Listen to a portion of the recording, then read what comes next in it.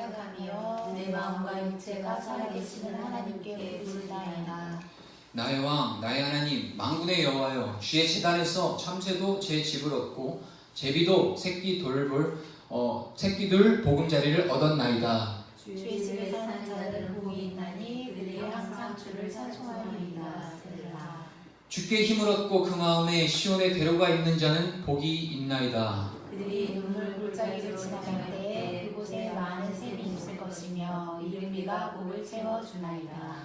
그들은 힘을 얻고 더 얻어 나아가 시온에서 하나님 앞에 각기 나타나리이다. 만군의 하나님 여호와여, 내 기도를 들으소서. 야곱의 하나님이여, 귀를 기울이소서. 셀라. 우리 방패이신 하나님이여, 주께서 기름 부으신 자의 얼굴을 살펴보옵소서. 주의 궁정에서의 하나님이 다른 곳에서의 천날보다 나은즉 악인의 장막에 사는 것보다 내 하나님의 성은 움직임 있는 것이 좋사오니. 여호와 하나님은 해요 방패이시라. 여호와께서 은혜와 영화를 주시며 정직하게 행하는 자에게 좋은 것을 아끼지 아니하실 것이니이다. 다 함께 만군의 여호와여, 주께 의지하는 자는 복이 있나이다. 아멘. 제목은요, 다시 돌아가야 할 곳이라는 제목을 가지고 말씀 나누려고 합니다. 참 보면은 갈 데가 있는 곳이 참 좋은 거예요. 내가 갈 곳이 있고 나를 받아주는 곳이 있고 나를 환영해 주는 곳이 있다는 것이 참 좋은 것 같아요. 저는 밖에서 살아본 적은 없어서, 밖에서 따로 살아본 적은 없어서 잘 모르겠는데, 근데 이제 밖에서 오랫동안 지내보신 사람들은 예를 들면 뭐 직장생활 때문이라든가 학교를 다니기 위해서라든가 어떠한 이유 때문이라도 지방에서 뭐 서울을 상경을 하든가 아니면 서울 사람들이 뭐 지방으로 가든가 해외를 나가든가 그런 상황 속에서 혼자서 있다가 휴가가 돼서 아니면은 이제 돌아가야 될 시즌이 돼서 고향으로 돌아갈 때 부모님들이 계셨고 또한 동네에 그 어릴 때부터 달려왔던 그 고향들이 있었고 그런 향수가 있고 그런 곳이 있다라는 게 저는 참 감사한 일인 것 같아요. 예. 아니 제일 불행한 거는요, 갈 곳이 없다는 게 정말 불행한 것 같아요. 얼른 들어와. 갈 곳이 없고 내가 있어야 될 곳, 나를 받아주는 곳이 없는 것이 참 불행이라고 저는 생각을 해요. 왜냐? 요즘에 뭐 여러 가지 사회적 이슈이기도 하는데 뭐 제주도 예멘 난민들, 시리아 난민들, 전 세계적으로 난민 문제 때문에 되게 많이 문제가 되는데 뭐 여러 가지 어려움들도 있고 그들의 위험성도 있고 뭐 그런 이제 어떤 그런 상황들 정황들을 다 이제 떠나서 털어버리고 한 사람의 인간으로서 봤을 때는 본인의 나라가 없고 본인의 집이 없고 본인의 가족이 없는 건 참 불행한 것 같아요. 물론 그들도 공동체이기 때문에 다니면서 그들만의 또한 위안을 받긴 하겠지만 결국엔 나의 안전을 보장받을 만한 데가 없고 내가 정말 마음 둘 곳이 없는, 내가 내 머리를 안전하게 둘 곳이 없다라는 것, 그리고 어딜 가도 사실상 난민들이 제일 서러운 게 그거겠죠. 환영받지 못한다는 거겠죠. 우리는 우리 민족의 분단 앞에서 지금 오늘도 이 시간에도 탈북하면서 사선을 넘어서 국경을 넘어서 전 세계에 떠돌아다니는 우리 민족들이 있잖아요. 그들도 역시 뭐 중국 같은 데 가면은 환영은커녕 걸리면 바로 북송당해서 강제 노동 수용소로 이제 잡혀갈 수밖에 없는 그런 상황 속에서 가장 어려운 게 그런 거라고 해요. 일단은 몸이 육신이 그렇게 환영받지 못하니 당연히 마음 또한 어디에 안정을 둘 곳이 없겠죠. 오늘 시편은요 84편 고라 자손이 쓴 시예요. 간단하게 설명이 필요할 것 같아요. 고라 자손은요 레위 지파예요. 레위 지파가 누구죠? 여호와의 성전을 제사를 담당할 직무를 가진 지파예요. 하나님의 백성들 12개의 지파가 있는데 그 중에서 레위 지파는 특별히 구별돼서 하나님의 성전을 관리하고 하나님의 성전을 직분을 감당하는 지파가 바로 레위 지파죠. 그 중에서도 레위의 아들 고핫, 레위의 아들 고핫, 그리고 고핫의 아들 이스라엘의 아들 이름이 고라예요. 한마디로 맛있게 얘기하면 고라, 오늘 시편 84편은요 고라 자손이 쓴 시인데요 레위 지파의 시인 거예요. 그러니까 쉽게 얘기하면 고라 자손은 평생 뭐 했을까요? 하나님의 성전을 지키는, 그리고 하나님의 성전의 직무를 맡는 그러한 역할 속에서 자신의 직분을 감당한 자들이 고라 자손들이에요. 근데 오늘 1절에 보시면, 본문 1절을 보시면, 만군의 여호와여 주의 장막이 어찌 그리 사랑스러운지요. 주의 장막이 뭔가요? 바로 여호와의 집이죠. 쉽게 얘기하면 다른 뭐 여러 가지 표현이 있겠지만, 소위 지금 표현으로 얘기하면 우리 시대로 넘어와서 해석을 해서 이렇게 적용을 시켜본다면 교회겠죠. 교회. 하나님의 성전의 그 제사들이 선포되어질 때 제사를 직무를 맡는 직무자들이 레위죠. 목사님, 뭐 전사, 뭐 다양한 사역들을 가지고 이제 성전에 온전한 예배가 드려질 수 있도록 각자의 역할을 감당하는 사람들이 어쩐 레위와 같은 역할인 거죠. 평생을 가보 아니 그 가업을 계속 물려받는 게 레위는 혈통으로 내려가는 거거든요. 근데 고라 자손 역시도 그들의 정체성은 제사장 정체성을 쭉 있다는 거예요. 근데요, 어떠한 이유에서인지 이들은요 여호와의 주의 장막을 그리워해요. 여기서 어찌 그리 사랑스러운지요라고 이야기하는 것과 2절에 내 영혼이 여호와의 궁정을 사모한다라는 뜻이 동일하게 사용이 돼요. 사랑스럽다 단순히 뭐 사랑 개념이 아니고요, 정말 간절한 회상 속에서 마치 내 옛 홈타운, 나를 반겨주는 그 홈타운을 기다리는 마음으로 돈 열심히 벌어서 얼른 이제 우리 가족들이 기다리고 있는 그걸로 가야 되겠다라고 하면서 이제 대한민국에서 와서 이주 노동자들이 그렇게 열심히 일하고 계시잖아요. 그들이 이제 돈을 벌고 그 돈을 통해서 벌어서 이제 가족을 가서 그 고향에서 이제 열심히 살아가기 위한 그 꿈속에 하나로 살아가는 분들이잖아요. 그것처럼 그 사모함, 그런 사모함의 표현이라는 거예요. 단순히 그냥 믿음의 고백, 신앙 고백, 그냥 고백이 아니라 실존한 그 사모함.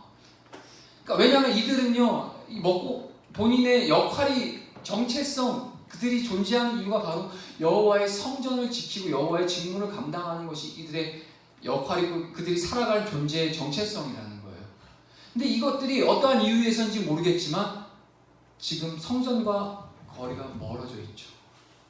물론 이후에 오늘 지금 시편 84편이지만 85편, 7편, 88편 고라 자손이 쓴 시가 한 시편 전체 150개 중에서 한 11개 정도가 고라 자손이 다 썼어요. 그 중에서 84편 말고 이 다음 절 85편 같은 경우는요, 그 바벨론 포로로 잡혀갔을 때 그 고라 자손이 이전에 그 때를 성전을 지켰던 그 때를 기억하면서 회상했었던 쓴 시가 바로 다음 편인 85편이 그런 맥락에서 봤을 때 뭐 정확하게 어떤 배경이 있는지 저도 잘 모르겠지만 어떤 신학적으로도 아직 이제 명백하게 나오진 않았지만 그렇게 유추해 볼 수 있겠죠. 한마디로 확실한 건 마땅히 본인이 있어야 될 때를 못 있다는 거예요. 자기의 직무를 해야 될 것들을 못 하고 있다는 거예요. 내가 있어야 될 정체성은 거긴데 여호와께서 하나님의 성전이고 성막이고 주의 장막인데 내가 거기 있지 못하니까 거기에 대한 간절함 속에서 이 시편 저자가 계속해서 자신의 마음을 계속해서 시로 비추어 보고 있다는 거예요. 자, 여기서 우리의 마음들을 돌이켜 볼게요. 우리의 마음이 어떠한가? 물론 늘 얘기하지만 보여지는 가시적인 어떤 교회에 나와서 직무를 감당하고 예배를 드리고 예전을 드리면서 하나님 앞에 우리의 마음과 신앙을 고백하는 것, 이게 정말 너무너무 중요하죠. 특히나 요즘은 더 중요해요. 교회 자체가 인식 자체가 너무나도 추락해 있는 이 시대에 교회 질서를 따른다는 것이 솔직히 말해서 쉽지 않은 얘기예요. 제 주변에도요, 그렇게 신앙생활 20년, 30년 하신 분들도요, 교회 안 다니시는 분들이 많아요. 근데 신앙이 있대요. 자기는 하나님과의 단독적인, 인격적인 만남. 물론, 그럴 수 있어요. 제가 그걸 가지고 판단하는 건 아니에요. 하지만, 그것도 그거지만, 더 중요한 게 있으면, 여호와의 성전으로 나오긴 행위의 그 본질이 뭐냐는 거죠. 바로 그곳에 하나님의 임재가 있기 때문이죠. 하나님이 거하시는 곳이고, 그리고 하나님 당신의 말씀, 당신의 뜻을 계시해 놓으신 하나님의 말씀이 그곳에서 끊임없이 시온에서 선포되어지니까 우리는 그 예배의 자리를 지키는 거고, 우리가 거기에 가서 하나님의 자녀라고 하나님의 백성이라면 그것이 바로 우리의 정체성이겠죠. 마찬가지예요. 근데 돌이켜 봐야 된다는 거죠. 우리의 마음들. 한번 그래도 준비된 말씀을 좀 읽으면서 할게요. 민수기 1장 49절에서 51절까지 함께 읽어보도록 할게요. 시작. 너는 레위 지파만은 계수하지 말며 그들을 이스라엘 자손 계수 중에 넣지 말고 그들에게 증거의 성막과 그 모든 기구와 그 모든 부속품을 관리하게 하라. 그들은 그 성막과 그 모든 기구를 운반하며 거기서 봉사하며 성막 주위에 진을 치우치며 성막을 운반할 때에는 레위인이 그것을 걷고 성막을 세울 때에는 레위인이 그것을 세울 것이요 외인이 가까이 오면 죽일지며 레위의 직무가 얼마만큼 중요한 건지 레위의 직무가 얼마나 중요한 건지 이 짧은 말씀만 봐도 느껴지겠죠. 하나님의 집을 지키는. 자, 이게 레위의 정체성이에요. 그 레위가 바로 오늘 시편 본문에 기록한 그 고라가 바로 레위 지파예요. 신명기 18장이죠. 18장 1절에서 2절 한번 읽어보도록 하겠습니다. 시작. 레위 사람 제사장과 레위의 온 지파는 이스라엘 중에 분깃도 없고 기업도 없을지니 그들은 여호와의 화제물과 그 기업을 먹을 것이라. 그들이 그들의 형제 중에서 기업을 가지지 않을 것을 여호와께서 그들의 기업이 되시니 그들에게 말씀하신 같으니라. 저는요 이 시편 84편 그리고 85편 이 고라 자손들이 여호와의 그 성전을 사모하면서 그 썼던 그 어느 정도의 그 마음이 저는 어느 정도 느껴지더라고요. 왜냐하면요 이게 이 신명기 18장을 보면요 레위의 직무 가운데서 지파마다 이게 기업들을 나눠줘요. 르벤, 시몬, 스불론, 갓, 므낫세 다 지파들마다 하나님께서 약속하신 땅을 나눠주고 기업과 분깃을 나눠줘요. 근데요 유일하게 레위 지파는 안 나눠주세요. 저는 참 많이 은혜가 이전에 우리 청년들한테도 제가 은혜를 나눴던 적이 있는데 제가 구약에서 가장 좋아하는 부분들이 하나님께서 레위를 부르시는 그 소명의 그 부르신 부분들이 저한테는 너무 감사하고 너무 은혜가 되는 거예요. 왜냐? 주님이 친히 당신이 직접 레위에게는 기업과 분깃이 내가 되겠다는 걸 하시는 거죠. 너네 서러워하지 말라는 거예요. 여호수아에 가면요 여호수아 가나안 땅을 정복하고요 여호수아 리더된 여호수아가 각 지파의 리더들을 불러다 놓고 제비를 뽑아서 분깃을 나눠주는 장면이 나와요. 결국에는 그 장면 안에서 레위는 없어요. 그 제비 뽑는 거 참여조차 못해요. 제가 그때 레위라는 심정을 한번 가봤어요. 솔직히 말해서 직무는 알겠고 성전 지키는 거 내 역할을 알겠고 하나님 뜻은 알겠는데 이것이 실제적으로 막 현물이 앞에서 왔다 갔다 하고 그 당시에 기업 땅 하면 얼만큼 중요한 그 의미가 담겼냐는 거죠. 하나님 나라의 기업을 받는 건데 앞에서 저 속으로 내심이 되게 서러웠을 것 같아요. 우린 그렇잖아요. 조그만 일 하나에도 알아주지 않으면 아무도 작은 일 하나 이렇게 의지를 가지고 발동해서 선한 일 좀 했는데 그거 아무도 몰라주면 말은 하기 그렇지만 서운한 것도 사실이잖아요. 그런 우리의 인간의 본성이 있는데도 불구하고 레위는 얼마나 그 기업을 받지 못하고 철저하게 분리하는 것에 대해서 마음이 어땠을 거라는 생각을 해요. 하지만 거기서 하나님께서는 위로를 주세요. 너 마치 그 뉘앙스가 하나님께서 레위에게 말씀하시 직접적으로 얘기를 하세요. 너네들 아쉬워할 거 없어. 레위는 특별히 내가 너희의 기업과 분깃이 될 거야 라고 주님께서 친히 위로를 하시죠. 전 그 말씀이 저한테 너무 감사했어요. 근데요 저야 사역한다고 목사님 사역한다고 전사님 사역한다고 하는 부분이 아니라 우리 다 그 같은 레위의 직분을 가지고 있어요. 왜냐? 여호와께서 내 백성의 친히 분깃이 되겠다 출애굽기에 다시 말씀하고 계시거든요. 여호와 이스라엘 백성들을 부르시고 이스라엘 백성이 내 분깃이다. 그러니까 여호와의 살아생전의 존재의 이유와 가치가 바로 뭔지 아세요? 그러니까 주님의 소유, 나의 분깃, 그게 바로 내 백성이라는 거예요. 엄청나지 않으세요? 그래서 저희는 다 하나님의 분깃이에요. 근데 제가 왜 이렇게 구구절절히 얘기를 드리냐? 오늘 시편의 말씀이 이 쓴 저자의 마음, 그 저자를 통해서 하나님 주시고자 하는 저와 여러분들에게 주시고자 하는 마음을 이해하고 다시 한번 헤아릴 수 있기 위해서 이 고라라는 자손의 그 마음과 정체성이 어떠했는지를 조금이라도 우리가 유추해 볼 수 있기를 원해서 이렇게 레위지파의 설명을 잠시 하도록 했습니다.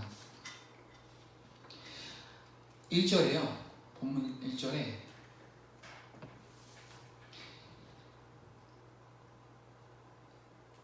하나님이 계시는 곳이 성막이고 성전이며 하나님의 집이라고 저는 이렇게 결론을 내려고요.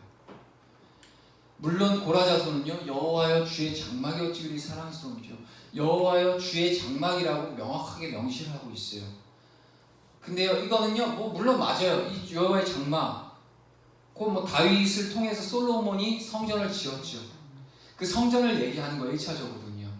하지만 더 넓은 의미에서는 주님이 거하시는 곳, 그것이 여호와의 집이에요. 수천 년이 지난 저와 여러분들 오늘 이 예배를 드리고 있는 이곳에서도 주님이 말씀 가운데 거하시고 여러분들의 마음 가운데 그 여러분들의 영혼이 주님의 성령께서 거하시는 좌소라고 제가 지난주에 얘기 드렸죠. 여러분들 안에 하나님 주님이 거하시면 여러분들 여호와의 집이라는 거예요. 이후에 84편 쭉 이후에 밑에 하반절에 보면 이런 부분들이 나오는데 왜 그런지 제가 근거를 말씀을 통해서 다시 한번 보도록 하겠습니다. 창세기 28 자꾸 편으로 쓰는 8장 16절 17절 한번 읽어보도록 하겠습니다. 시작. 야곱이 잠이 깨어 이르되 여호와께서 과연 여기 계시거늘 내가 알지 못하였도다. 이에 두려워하여 이르되 두렵도다. 이곳이여 이것은 다름 아닌 하나님의 집이요 이는 하늘의 문이로다. 그래서 근거가 되죠.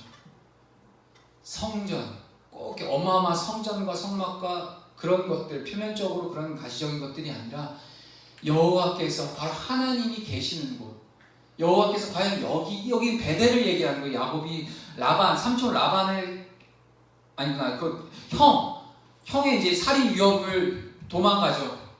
피해서. 그래서 베델, 정말 광야 상무지 같은 데에서 이제 자죠. 돌베개를 들고 자다가 환상을 보죠. 사닥다리에서 막 천사가 왔다 갔다 하면 천상과 자신 여기 땅과 왔다 갔다 하는 모습을 보면서 하나님의 임재라는 것을 아주 그냥 직감적으로 알죠. 하나님을 배우는 거죠. 그 자리에서 얘기하는 고백이에요. 여호와께서 과연 여기 내가 지금 항무지, 나의 지금 처지는 형한테, 친형한테 살육을 당할까봐 도망 나올 수밖에 없는 정말 비참한 환경 속에서 당장 어디를 갈 바를 알지도 못하고 어느 누구도 없고 그 황무지 속에 저쪽에서 이리 떼가 다니고 정말 그 길바닥에서 아무것도 없는 그곳에서 뭐 잠이라도 제대로 잤겠습니까? 잠깐 잠들었는데 하나님이 함께 하시다면 그 환상을 통해서 보여주시죠. 그때 명확하게 하는 거예요. 아, 나와 함께 동행하시는 그 하나님, 여기 주님이 계시기 때문에 나는 여기를 뭐라고 부르냐? 하나님의 집이라 이겁니다. 벳엘, 베이트, 집이 히브리어로 베이트라는 뜻이고 베이트고 엘, 하나님의 집, 베델, 그곳이 베델이라는 거예요. 저와 여러분들의 마음은 하나님의 집이에요. 우리 마음 가운데 또 우리 삶의 모든 영역 가운데 주님이 동행하시고 있다면 그것은 하나님의 집이에요. 하나님의 성소라는 거예요. 그렇기 때문에 로마서 12장 1절 2절 너희는 세상을 본받지 말고 구별되어서 하나님 앞에 거룩한 산 제물로 드리라. 왜냐하면 그곳이 성전이기 때문에 제 존재가 성전이고요. 제 모든 바운더리가 성전이고 여러분들 마찬가지죠. 하나님의 은혜를 받은 자들은 다 성전이에요. 그렇기 때문에 훨씬 더 중요한 사명을 갖고 있는 거예요. 구별된 삶. 하나님이 거하시는 여호와의 집이기 때문에. 그리고요, 2절에 본문 2절에 고라가 이렇게 표현을 해요. 내 영혼이 여호와의 궁정을 사모하며 쇠약하며 내 마음과 육체가 살아계신 하나님께 부르짖나이다. 영혼의 하소함이라는 거예요. 단순히 그냥 부르짖고 그냥 세게 주여 삼창 세게 하면 하나님 나오시겠지라는 그런 개념이 아니고요. 이 영혼에서부터 끌어나오는 그런 간절한 그 사모함, 그 영혼의 그 고백이 어떤 고백을 하냐? 여호와의 궁정을 사모한다라고 얘기해요. 궁정이라는 뜻은요, 뜰이라는 뜻이거든요. 궁정이라는 막 화려한 게 아니고요. 원어적으로 얘기하면 여호와의 성전지기였잖아요. 고라가 뜰을 얘기해요. 그 궁정이라는 뜻이 뜰. 한마디로 말해서 뜰은 뭐죠? 뭐 목사님 더 잘 아실 거예요. 성전 뜰은요, 필터링을 하는 장소예요. 성전 뜰을 지나서 이제 성소로 들어가게 되죠. 아무나 못 들어가요. 성전뜰에는요 그 안에서 다양한 그 필터링, 그러니까 거룩함과 구별되지 않은 것, 이것들을 구별시켜요.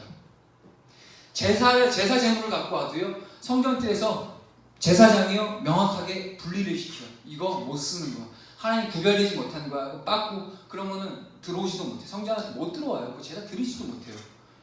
한마디로 말해서 여호와의 궁정, 여호와의 그 성전 뜰을 내가 사모한다라는 것은요.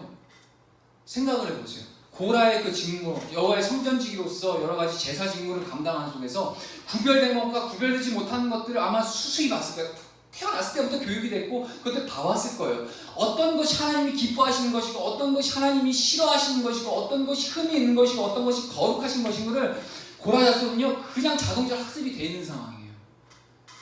여러분 진짜를 확인을 하면 할수록 가짜는요 공부 안 해도 알게 돼요. 예전에 뭐 FBI인가 CIA인가 뭐 어딘가 그 위조 지폐 한창 미국에서 한창 나돌 때 그 연구하는 방법이 그렇대잖아요. 가짜 위조 지폐 쳐도 안 본대잖아요. 진짜만 계속 본대잖아요. 진짜만 계속 본다고. 우리도 마찬가지예요. 거룩한 것, 구별된 것, 하나님이 진리 되신 이 말씀을 우리가 온전히 깊이 그 안에 있으면요 가짜는 구별 그냥 가능해요. 고라도 마찬가지예요. 성전뜰에서 거룩한 것, 거룩하지 못한 것들을 그걸 분별하고 이런 것들을 봐왔으면서 자동적으로 DNA로 하나님이 기뻐하시는 게 무엇이고 하나님이 원하시고 하나님 앞에 귀하게 드려지는 것이 무엇인지를 본인이 공부하려고 하는 게 아니라 평생에 하는 짓이 그거기 때문에 이것도 하는 거예요. 근데 뭐라고 하죠? 그걸 사모한다는 거예요. 고라의 삶 속에서는요 여호와의 성전 자신의 정체성을 잃어버리고 지금 자신이 있어야 될 곳이 아니니까 가는 곳곳마다 보여지는 곳곳마다 하나님과 구별되지 못한 것들, 정결하지 못한 것들만 가득한 거예요. 당연히 나는 그 당시에 그 성전뜰에서 여호와의 그 궁정에서 그 내게 맡겨주신 그 직무, 하나님의 그 거룩한 것들을 쫓아서 하나님 앞에 바쳤던 그때의 그 구별된 것들을 나누고 제사 드렸던 그때가 너무 막 사모하는 거죠. 마음이 쇠약해진다고 표현해요. 2절에 궁정을 사모하여 쇠약함이요. 쇠약함의 뜻이 뭔지 아세요? 네? 한글로 명확하게 하면 그냥 끝났다. 그냥 쇠약하다니까 약간 어느 정도의 여지가 어느 정도 회생의 여지가 있는 것처럼 지금 느껴지잖아요. 쇠약하다라고 하면 그럼 뭐 이렇게 몸보신이라도 하면 강해질 거 아니에요. 어디 가서 강아지라도 먹고 이렇게 하면 삼계탕이라도 먹고 하면 이런 의미 아니에요. 원어적 의미는요 끝났다. 완전 그러니까 답이 없다. 소생할 여지가 없고 완전히 끝났다. 나는 이제 그거 없으면 여호와의 궁정에서 내가 그것을 사모하지 않고 그곳에 내가 있지 않으면 나는 존재 자체가 완전히 부인되는 존재다라는 것을 이렇게 시편은요 시를 통해서 표현하는 거예요. 우리 마음 점검해봐야 돼요. 매일매일.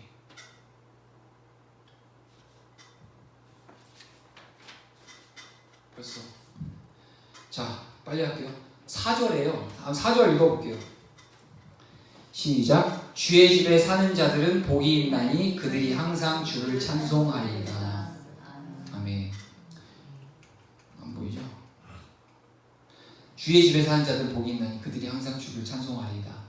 뭐 길게 얘기 안 할게요. 주의 집에 거하는 자가 누리는 복이 뭘까요? 하나님의 거하는 집이잖아요 우리가. 그리고 이 성전도 하나님이 거하시 하나님 임재가 있는 곳은 여기는 하나님의 집이라는 말이에요.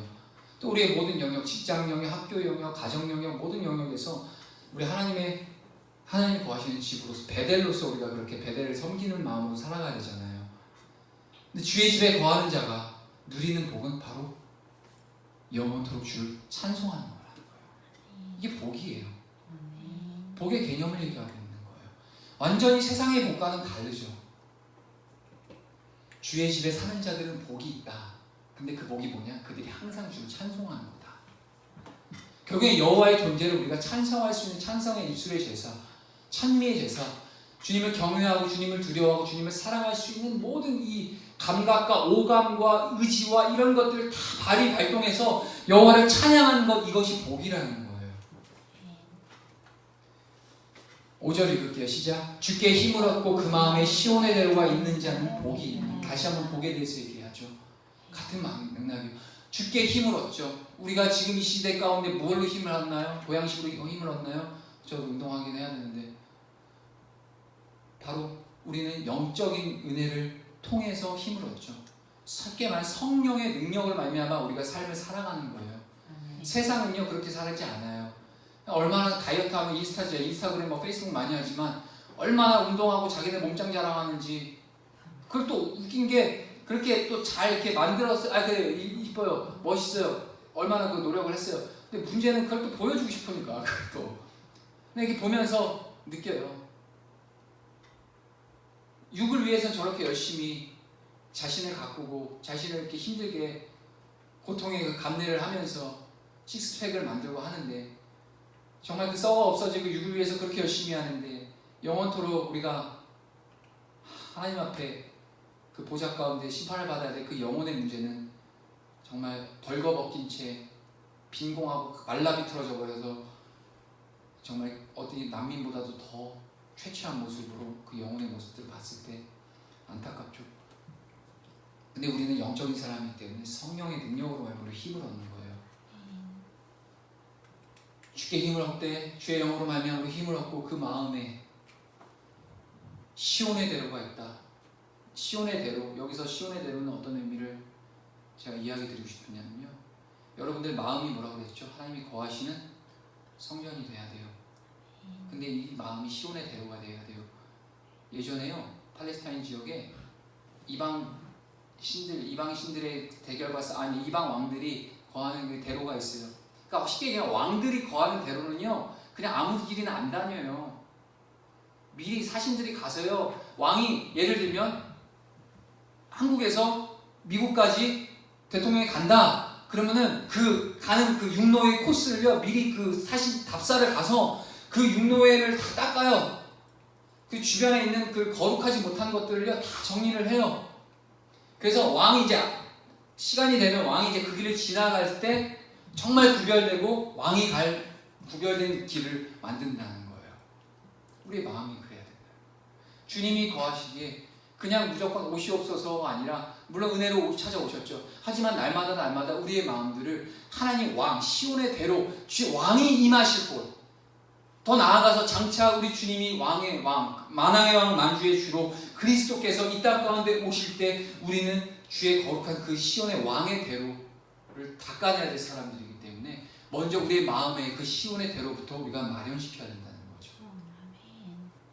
그래서 우리 주님은 성경에 마음이라는 단어를 한 850번, 마음이 히브리어 레브라는 단어인데 이 레브라는 단어가 성경 전체 구약 성경에 보면 850번이나 사용된대요. 그러니까 우리 주님은요 마음에 대한 부분들을 엄청 강조하세요.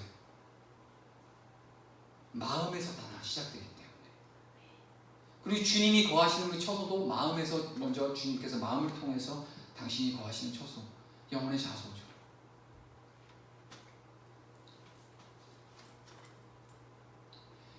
구별된 길, 깨끗한 길, 정직한 길, 온전한 길이 우리 마음 가운데 필요합니다. 6절 읽어볼게요. 시작. 그들이 눈물 골짜기로 지나갈 때 그곳에 많은 샘이 있을 것이며 이른 비가 복을 채워주나이다. 아멘. 눈물 골짜기에 대해서는 정확하게 뭐 이렇게 표현이 안 되어 있는데 그냥 단어만 봤을 때는 눈물이 많이 나는 골짜기 이렇게 보면, 왜냐면 그러니까 아픔인 것 같아요. 좀 그렇게 해석을 하려고요. 되게 고통 가운데 있는 것 같아요. 어려움 가운데 있고 눈물이 막 골짜기를 메울 정도로 그만큼 힘든 시련 속에 있는 것 같아요. 그때 그곳에 많은 샘이 있다는 거예요. 어떤 샘? 이른 비를 통한 주님께서 채워주신 그 복으로 임한 샘. 눈물을 이제는 제한해 주시고 주님께서 이루신 이른 비를 통하여서 샘을 이루셔 주겠다는 거예요. 그게 뭐냐? 이른 비는 뭐죠? 우리 교회는 이제 늦은 비를 우리는 이제 준비하고 해야 되지만 당시에 성경주자가 얘기하는 이른 비는요, 그러니까 세팅할 수 있는, 밭을 읽을 수 있는, 세팅할 수 있는 비가 이른 비가 필요한 거예요. 그리고 늦은 비는요, 경작할 때 필요한 비가 이제 늦은 비인 거고요. 그러니까 주님께서 이른 비로 복을 채워주신다는 것은 우리가 얘기를 하면 우리의 지금 상황을 얘기를 하면 하나님 앞에 나아갈 수 있는 그 성령의 비, 주님을 알 수 있는 비, 그 이른 비의 은혜.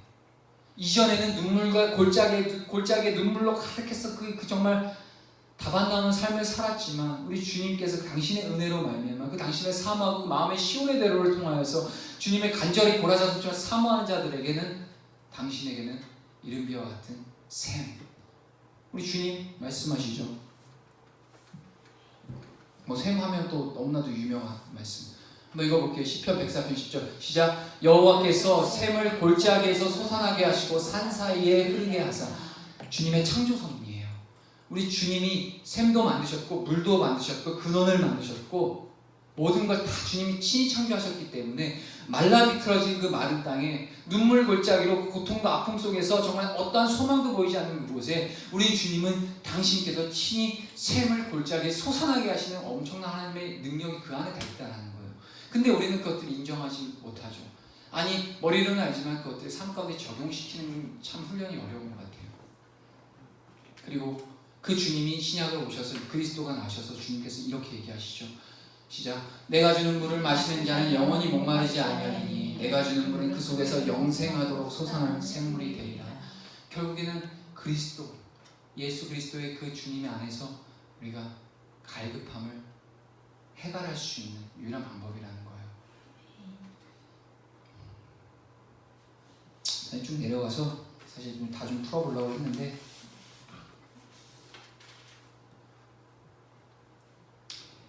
11절을 한번 가볼게요.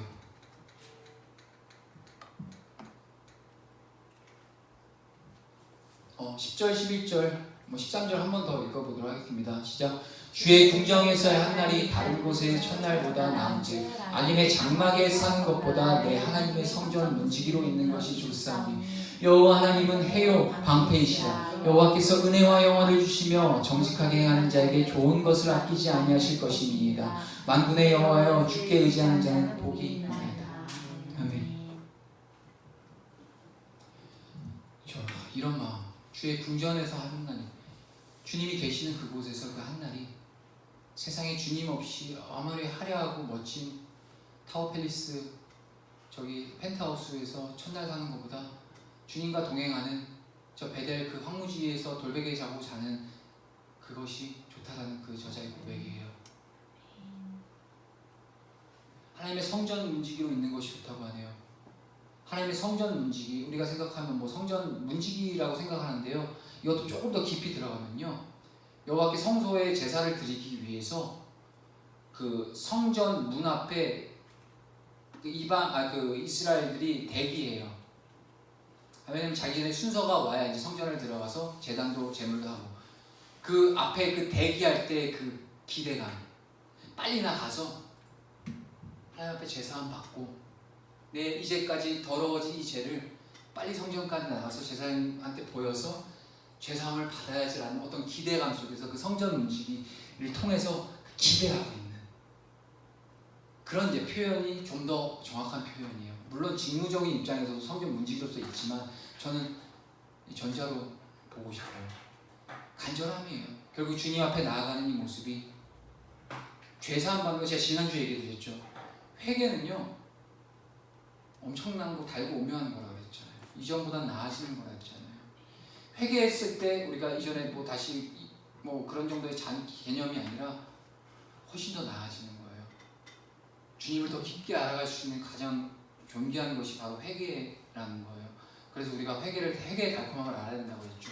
마찬가지로 성전 문 앞에서 성전 뜰을 넘어서 이제는 제단 가운데 내가 가져온 그 재물 준비하고 구별된 것들 정말 비록 가진 건 없지만 정말 소중하게 그 순전한 그 과부의 그 갖고 온 그 나드 정말 그 아무것도 없는 자가 하나님 앞에 드리기 위해 준비해 놓은 그것들을 갖고 나아가는 그 심정으로 성전 앞에 나가서 이걸 받아주시고 그 주님이 기뻐하시는 그것들을 생각하면서 그 간절하고 잘 준비된 마음을 가지고 성전 앞에서 내 차례가 오기만을 그 기다리는 그 기대감.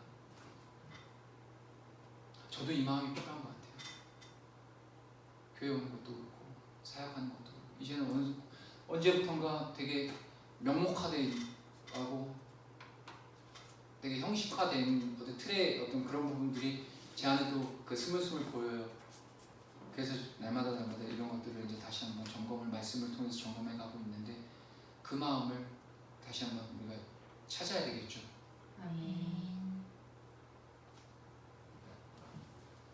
하나님의 해 방패.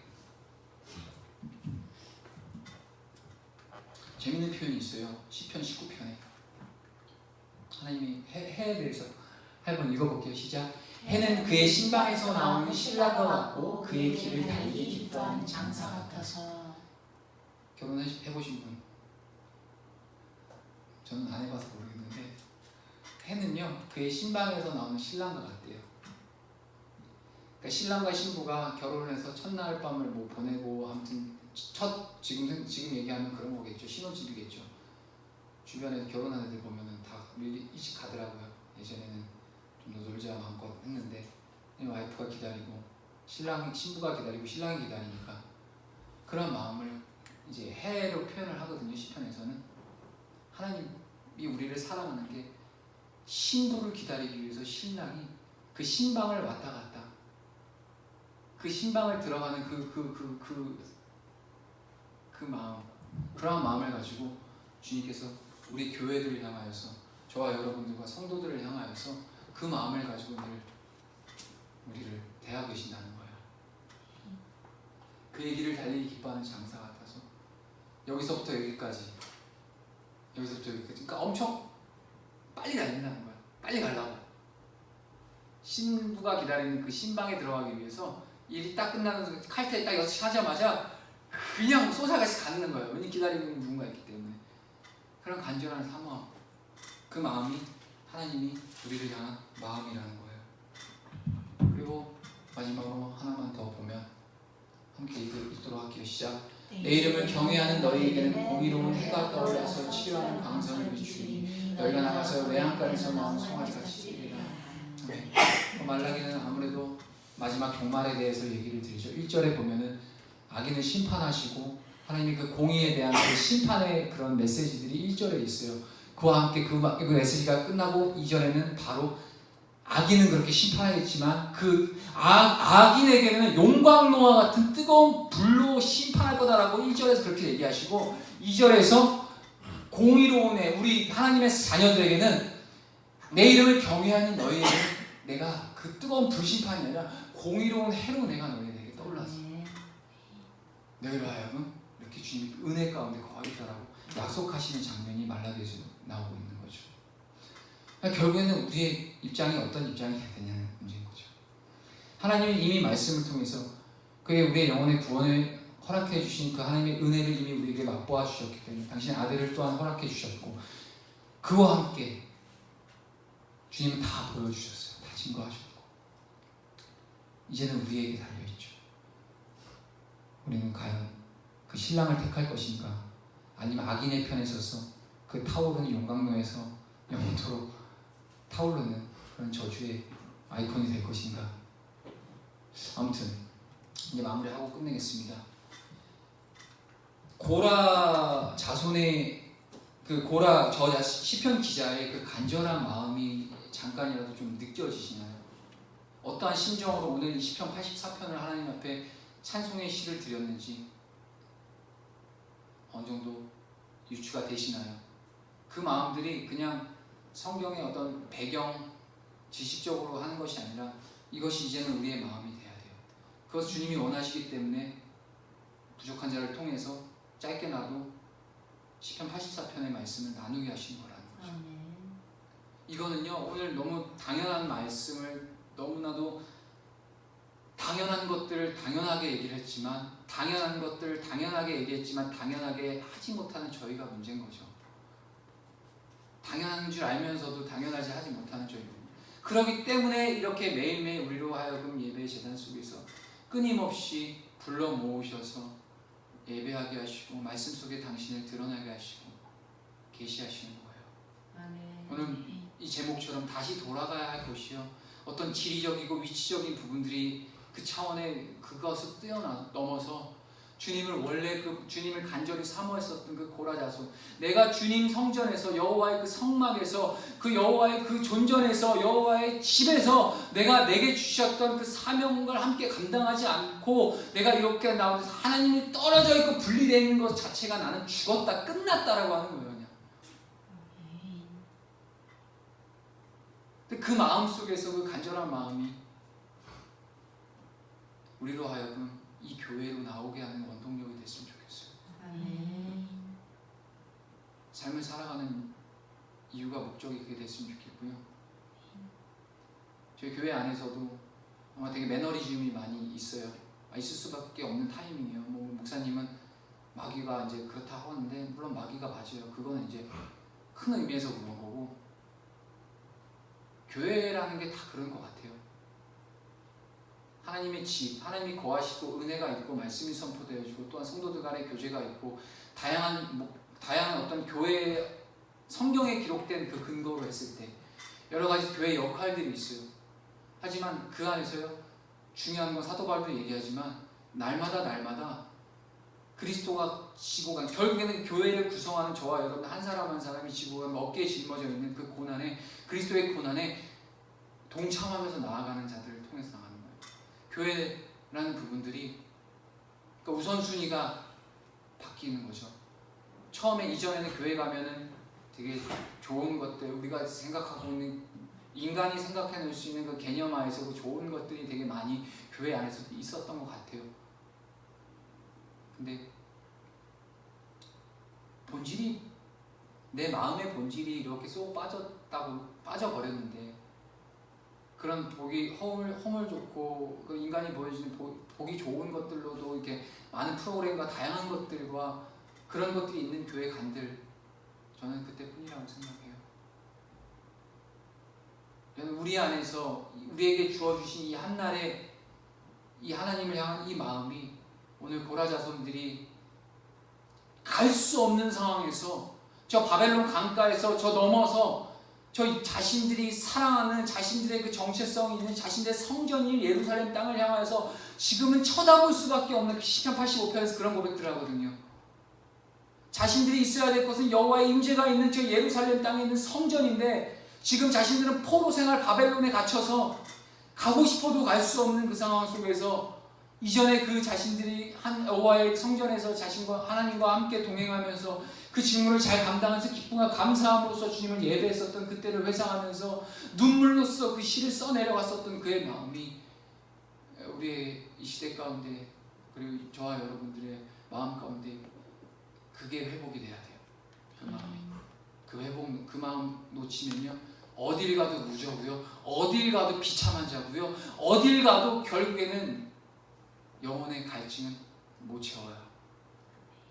우리가 주어진 이 한날의 은혜, 우리에게 허락해 주신 이 날의 은혜 안에서 주님 앞에 감사함으로 또한 우리가 주님을 기대함으로 그 주님을 사모함으로 그 고라 자손과 같은 마음속에 살아가야 될 줄 믿습니다. 아멘. 함께 찬양하고 짧게 기도하고 하겠습니다. 내 영혼은 안전합니다. 이렇게 좀 아까 찬양했던 것처럼